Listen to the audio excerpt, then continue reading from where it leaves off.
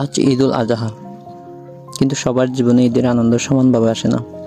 কেউ নতুন পোশাকের অপেক্ষায় থাকে, আর কেউ রাত কাটায় রাস্তার ধারে, দোকানের সামনে, খোলা আকাশের নিচে। হয়তো আমরা জানিও না, এমন কত পরিবার আছে যাদের কাছে ঈদ মানে শুধু আরেকটা সাধারণ দিন। আনন্দের বদলে থাকে বেঁচে থাকার সংগ্রাম। তাই নিজের অবস্থান নিয়ে নিজেই কখনো হতাশ হওয়া উচিত নয়। আল্লাহ যাকে যে অবস্থায় রেখেছেন তার মধ্যেও নিশ্চয়ই কোনো না কোনো হিকমত রয়েছে, কারণ আল্লাহ সর্বশ্রেষ্ঠ পরিকল্পনাকারী। দেখুন না, এরাও এমন এক পরিবার যাদের দিন রাত কাটে দোকানের সামনে, খোলা আকাশের নিচে। হয়তো তাদেরও খুব ইচ্ছে হয় নতুন কাপড় পরে নতুন দিনের আনন্দ উদযাপন করতে, কিন্তু সবার ইচ্ছে কি আর পূরণ হয়?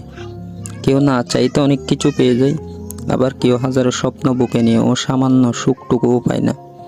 জীবনের বাস্তবতা এটাই, সব চাওয়া পূরণ হয় না, তবুও মানুষ বেঁচে থাকে আশায়।